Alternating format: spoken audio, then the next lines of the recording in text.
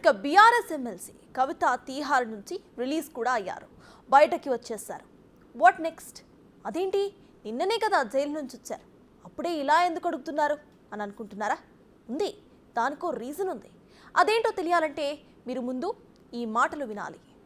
18 సంవత్సరాలు నేను రాజకీయాల్లో ఉన్నాను, ఎన్నో ఎత్తుపల్లాలు చూశాను.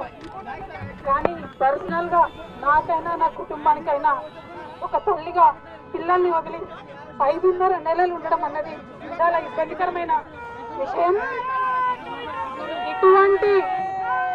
ఇటువంటి ఇబ్బందులకు నన్ను నా కుటుంబాన్ని కాల్ చేసిన వారికి తప్పకుండా వడ్డీ సమేతంగా చెల్లిస్తాం. సమయం వస్తుంది, తప్పకుండా చెల్లిస్తాం.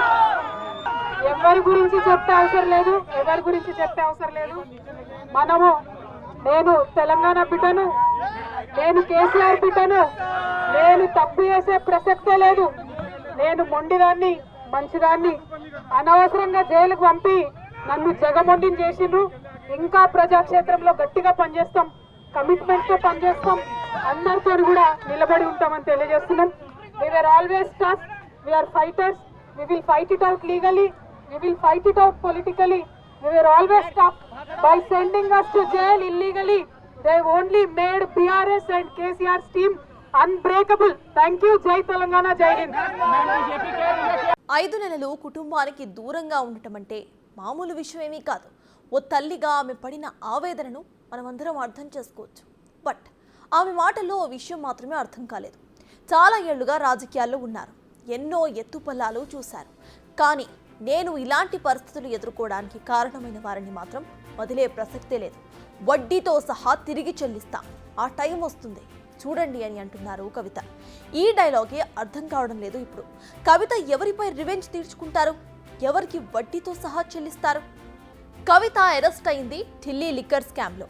ఆమెను అరెస్ట్ చేసింది enforcement directorate and central bureau of investigation ఏజెన్సీలు. ఈ కేసును తట్టి లేపింది బీజేపీ, కంప్లైంట్ చేసింది లెఫ్టినెంట్ గవర్నర్. మరి వీరందరిలో కవిత రివెంజ్ ఎవరిపై తీర్చుకునిపోతున్నారు అన్నది ఇప్పుడు అర్థం కావడం లేదు. నిజానికి ఆమెకు బెయిల్ రావడానికి తెర వెనుక చాలా మంతనాలే జరిగాయని పొలిటికల్ సర్కిల్స్లో తెగ చర్చలు నడుస్తున్నాయి. వీటన్నిటికీ కూడా రివర్స్లో ఉంది ఆమె స్టేట్మెంట్. నిజానికి 5 నెలలుగా ఆమె తీహార్లో చాలా సఫర్ అయ్యారు, చాలాసార్లు అస్వస్థతకు కూడా గురయ్యారు. కుటుంబానికి దూరంగా ఉన్నారు ఆవిడ. సీఎం ముద్దుల కూతురులా క్వీన్ లైఫ్ లీడ్ చేసిన కవిత 5 నెలల పాటు చాలా కష్టాలు అనుభవించారనే చెప్పాలి. మరి ఆ ఫ్రస్ట్రేషన్తోనే ఆమె నోటికి ఎంత వస్తే అంత అలా శపథం చేసేసారా, లేక చాలా స్ట్రాటజీగా ఆమె వ్యాఖ్యలు చేశారా అనేది తేలాల్సి ఉంది. ఎందుకంటే జైలు జీవితం మనిషిలో చాలా మార్పులను తీసుకొస్తుంది.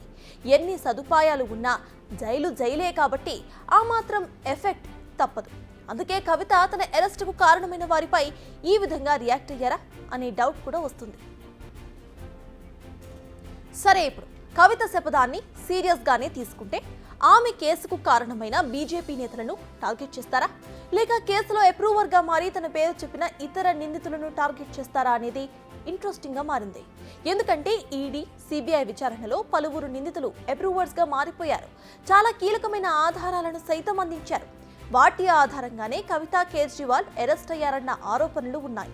అందుకే వారిపై ఆమె ఫోకస్ చేస్తుందా చూడాలి. కానీ ఆమె న్యాయ పోరాటాన్ని, పొలిటికల్ ఫైట్ను ఆపమని చెబుతున్నారు. ఇది మాత్రం మంచి నిర్ణయమే.